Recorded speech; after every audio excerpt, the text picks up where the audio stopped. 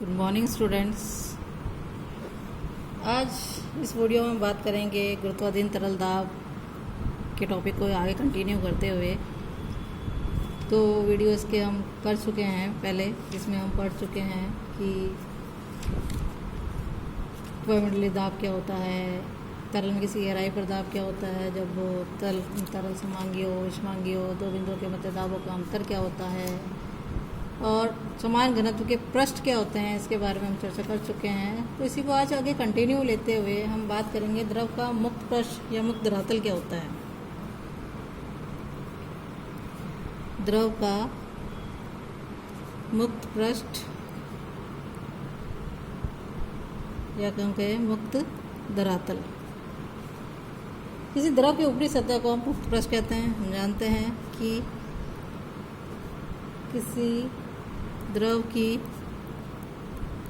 ऊपरी सतह मुक्त पृष्ठ कहलाती है या धरातल कहलाती है। और इसमें पढ़ेंगे कि गुरुत्वाधीन विरामावस्था में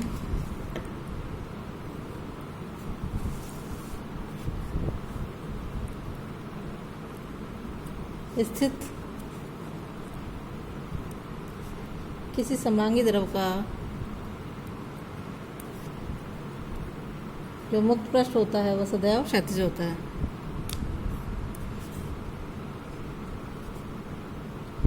सदैव क्षैतिज होता है।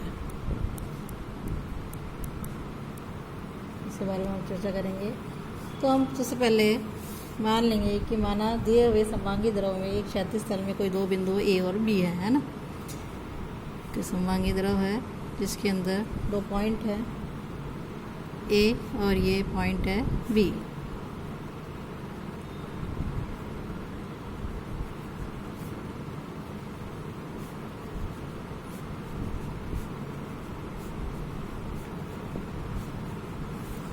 माना दिए हुए समांगी द्रव में एक क्षैतिज तल में स्थित कोई दो बिंदु ए और बी है और बिंदुओं ए तथा बी से गुजरने वाली ऊर्ध्वाधर रेखाएं खींचेंगे हम, जो मुक्त पृष्ठ को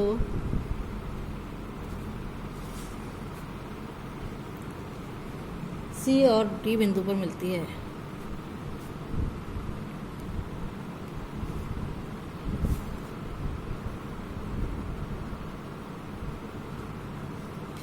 कुछ इस प्रकार से है हमारे पास सी और डी पॉइंट। ये जो द्रव है मुक्त पृष्ठ जो है कुछ इस प्रकार से है और ये पॉइंट हमारा यहाँ आ रहा है ऊर्ध्वाधर रेखा खींची, तो ये सी पॉइंट है और ये है हमारे पास डी पॉइंट। तो माना हमने दिए हुए द्रव के इकाई आयतन का भार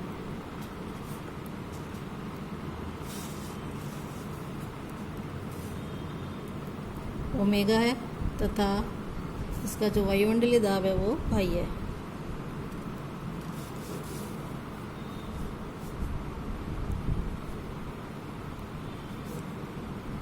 चूँकि ए और बी एक ही क्षैतिज समतल पर है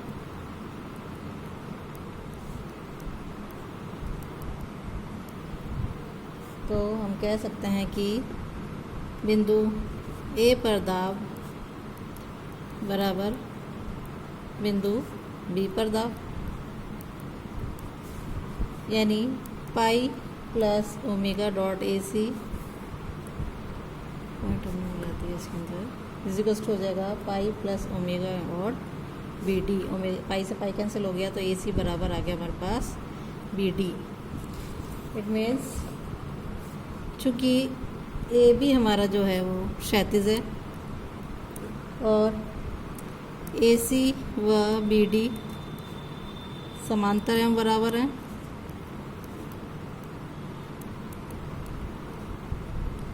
तो जो हमारा CD है वह भी क्या होगा, क्षैतिजी होगी। परंतु A और B द्रव के कोई भी दो बिंदु है और CD भी मुक्त पृष्ठ है, तो C और D भी मुक्त पृष्ठ के कोई दो बिंदुओं को मिलाने वाली रेखा क्षैतिजी होगी, यानी मुक्त पृष्ठ हमेशा सदैव क्षैतिजी होता है। ये हम प्रूव कर लिया यहाँ पर। नेक्स्ट हम पढ़ेंगे कि दो भिन्न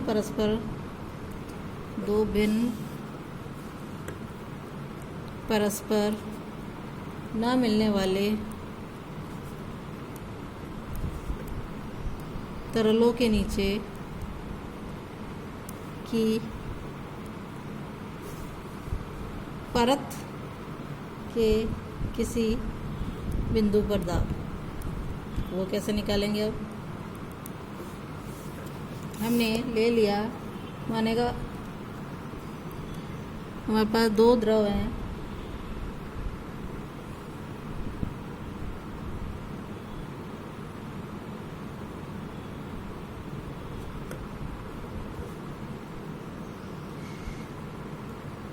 यह हमारे पास ये अलग अलग द्रव हैं, इसमें अलग द्रव भरा हुआ है।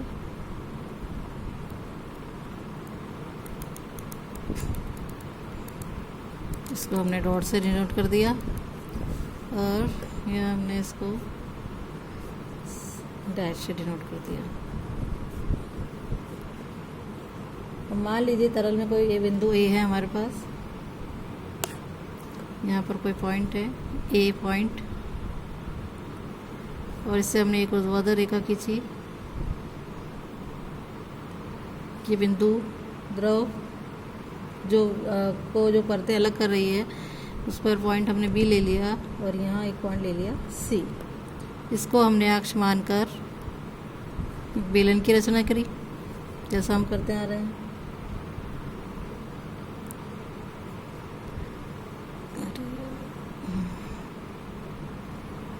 इस तरीके से ये हमने B और C जो है वो इसकी बीच की ऊंचाई h1 है और B और A के बीच की डिस्टेंस h2 है। और ये जो द्रव है इसका ये हमने ले लिया ω1 ले लो और ये ω2, इसका द्रव का इकाई आयतन भाग ω2 है। ऑलराइट, तो हम ले लेते हैं कि माना ω1 तथा ω2 क्रमशः ऊपर व नीचे के तरल पदार्थों के इकाई आयतन के बारे में।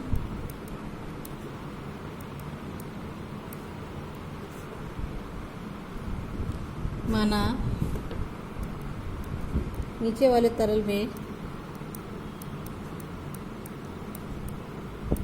कोई एक बिंदु A है,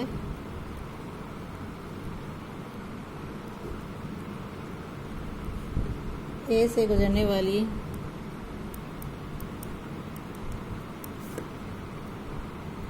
ऊर्ध्वाधर रेखा ABC खींची, जो तरलों के उभयनिष्ठ पृष्ठ को B पर तथा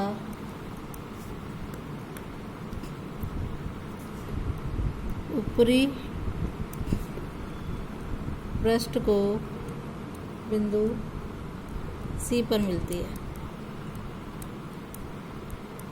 और हम मान लेंगे कि माना CB = h1 है व VA = h2 है। ऑलराइट, अब हम क्या करेंगे, वही जो हमने किया, AC को अक्ष मानकर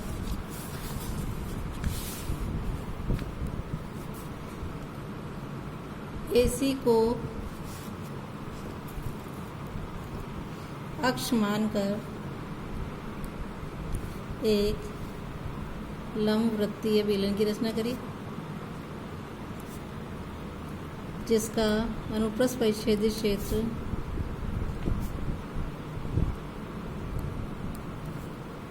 अल्फ़ा बहुत छोटा है। माना बिंदु ए पर तरल दाब P है तथा बिंदु C पर वायुमंडलीय दाब y है। तरल बेलन जो है निम्न बलों के मध्य साम्यावस्था में है।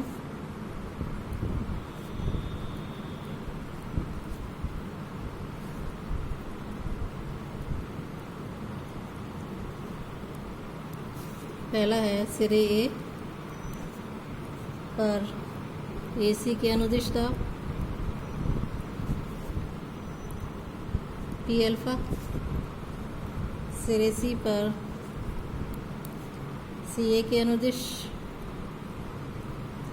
दाब पाई अल्फ़ा। तीसरा है बेलन के वक्र पृष्ठ पर दाब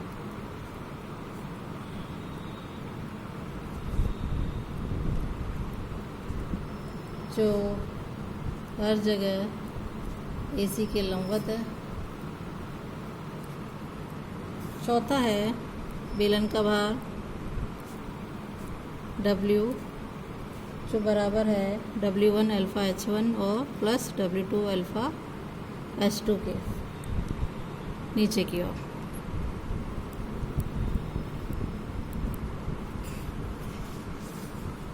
अब चूंकि तरल बेलन साम्यावस्था में है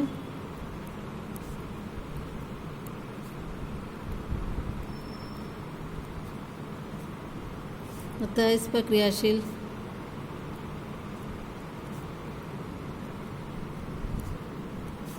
बलों को ऊर्ध्वाधर नीचे की ओर वियोजित करने पर इनका बीजीय योग शून्य होगा, शून्य होता है। अर्थात हम ले लेंगे कि पाई अल्फ़ा प्लस W नीचे की ओर माइनस P अल्फ़ा बराबर 0।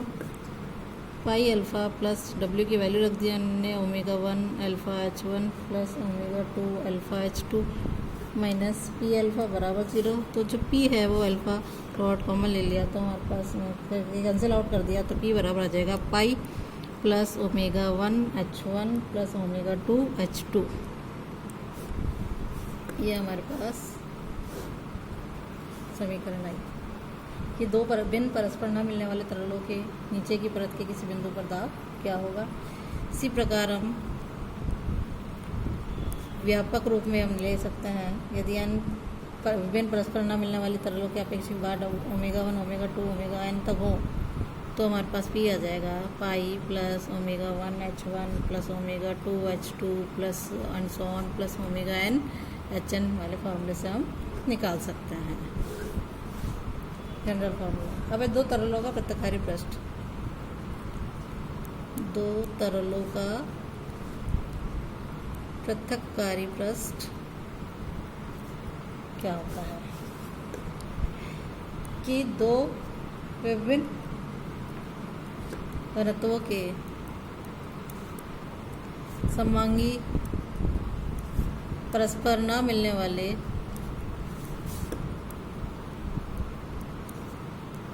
तरलों का गुरुत्वाधीन साम्यावस्था में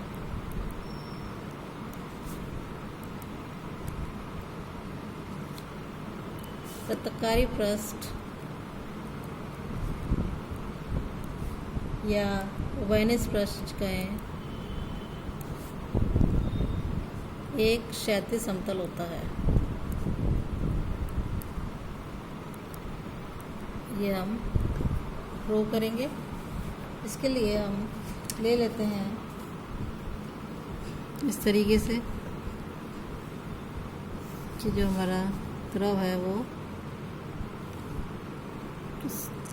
किस प्रकार से और उसका प्रत्यक्षकारी पृष्ठ किस प्रकार से है। इस तरीके से प्रत्यक्षकारी पृष्ठ है हमारे पास। ए और बी दो पॉइंट है हमारे पास। यहाँ अलग द्रव भरा हुआ है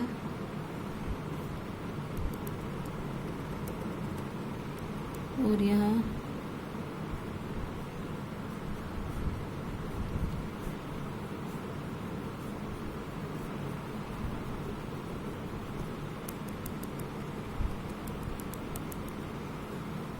ऑलराइट।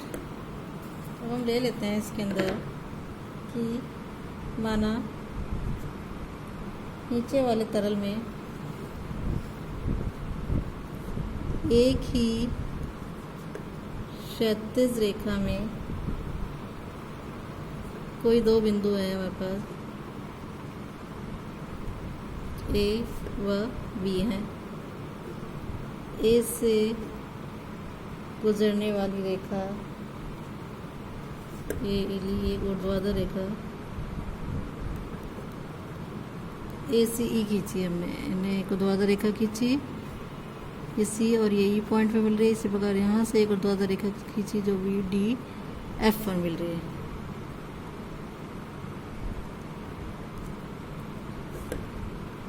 जो कि उभयनिष्ठ पृष्ठ को सी तथा ऊपरी पृष्ठ को ई पर मिलती है। राइट। अब इसी प्रकार हमने बी से भी खींची, बी से गुजरने वाली ऊर्ध्वाधर रेखा बी डी एफ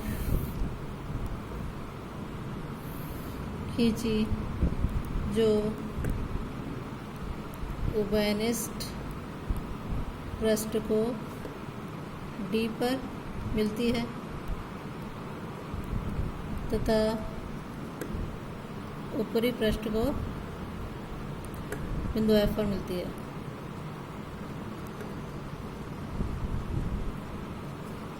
ठीक है। अब हम मान लेंगे, इसमें डिस्टेंस ले लिया हमने डिस्टेंस ले ली h1 और सी की बीच की, और ये ले ली h2 AC के बीच की। यहाँ ले ली हमने स्मॉल k1 और यहाँ स्मॉल k2 ले ली, और इसका जो घनत्व है वो ω1 है और इसका ω2 है। तो इसी चित्र को आगे लेते हुए हम कंटिन्यू करेंगे कि माना हमने EC जो है वो हमारी h1 है, CA है वो h2 है, FD बराबर स्मॉल k1 है और DB बराबर स्मॉल k2 है। ठीक है। अब माना ω1 तथा ω2 क्रमशः ऊपर और नीचे के तरलों के आयतन के बारे में।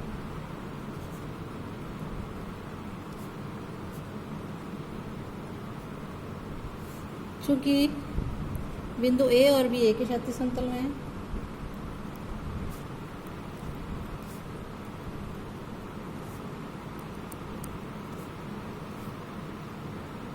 तो हम कह सकते हैं कि बिंदु A पर दाब बराबर बिंदु B पर दाब। बिंदु A पर दाब हमारे पास हो जाएगा pi plus ω1 h1 plus ω2 h2, और यहाँ हो जाएगा pi plus ω1 k1 plus ω2 k2। तो पाई से पाई कैंसिल हो जाएगा, तो हो जाएगा ω1 h1 प्लस ω2 h2 बराबर ω1 k1 प्लस ω2 k2 के। इसको हमने समीकरण 1 नाम दे दिया। अब चूँकि जो AB व EF है दोनों क्षैतिज हैं, तो हमारे पास आ जाएगा h1 प्लस h2 बराबर k1 प्लस k2 ले सकते हैं हम। अब इसको हमने समीकरण 2 को गुणा कर दिया ω2 से, तो हमारे पास आ जाएगा ω2 h1 plus ω2 h2 plus ω2 k1 बराबर है ना प्लस ω2 k2। समीकरण 3 नाम ले दिया। समीकरण 1 में से घटा दिया हमने समीकरण 3 को, तो हमारे पास आ जाएगा ω1 h1 माइनस ω2 h1 बराबर ω1 k1 माइनस ω2 K2 इसको सिंप्लीफाई कर लिया और तो H1 कॉमन निकाल लिया तो हो जाएगा ओमेगा 1 माइनस ओमेगा 2 और यहाँ आ जाएगा K1 omega 1 minus omega 2 through out cancel कर दिया दोनों से। तो H1 बराबर हमारे पास आ गया K1 और जब H1 बराबर K1 आ गया क्योंकि हमारे पास ओमेगा 1 बराबर ओमेगा 2 ये इक्वल नहीं है, दोनों अलग अलग है। इस कंडीशन को लेते हुए हमारे पास आ गया H1 बराबर K1। ये पृथककारी पृष्ठ या ओवेनिस पृष्ठ जो है वो क्षैतिज हो जाता है।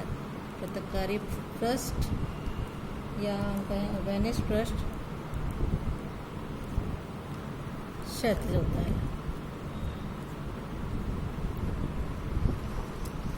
एक है हमारा द्रव का प्रभावी पृष्ठ।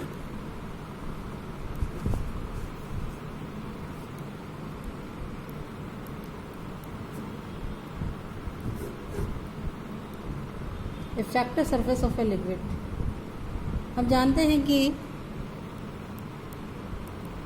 पढ़ चुके हैं हम मुक्त पृष्ठ के नीचे Z गहराई पर दाब होता है P बराबर पाई प्लस ओमेगा Z। ये होता है जहाँ हमारा पास पाई जो है वायुमंडलीय दाब है, वह ओमेगा जो है वो द्रव की इकाई आयतन का भार है।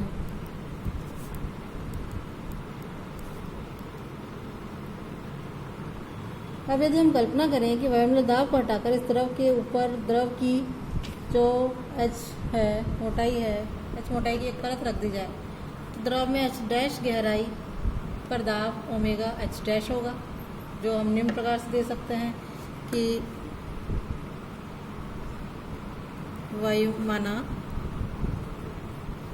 वायुमंडलीय दाब को हटाकर इस द्रव के ऊपर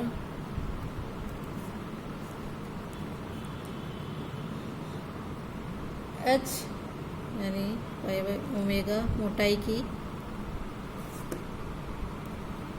एक परत रख दी जाए तो द्रव में H डैश यानी H प्लस Z गहराई पर जो दाब होगा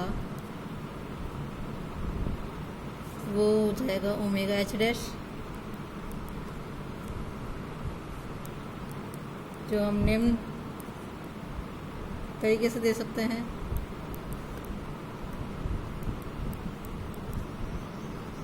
कि ओमेगा H डैश बराबर ओमेगा H प्लस Z, और इसे हमने लिख दिया omega H plus omega Z। Omega H हमारे पास पाई है प्लस ओमेगा Z जो कि किसके बराबर है P के। एक से समीकरण एक से लिख सकते हैं हम P के बराबर ओमेगा H डैश लिया। इस अधिकल्पित या इस कल्पित अध्यारोपित द्रव का ऊपरी पृष्ठ मूल द्रव का प्रभावी पृष्ठ कहलाता है।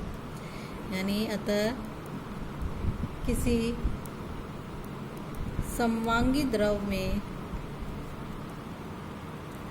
किसी बिंदु पर दाब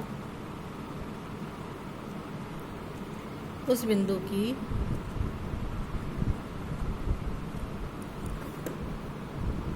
प्रभावी पृष्ठ से गहराई के समानुपाती होता है, कह सकते हैं हम। ये था द्रव का प्रभावी पृष्ठ। एक है द्रव दाबी ऊंचाई। द्रव की किसी बिंदु यदि हम H पर द्रव दाबी ऊंचाई के कारण दाब बताया जाता है तो उसका तात्पर्य होता है कि बिंदु प्रभावी पृष्ठ से H गहराई पर है।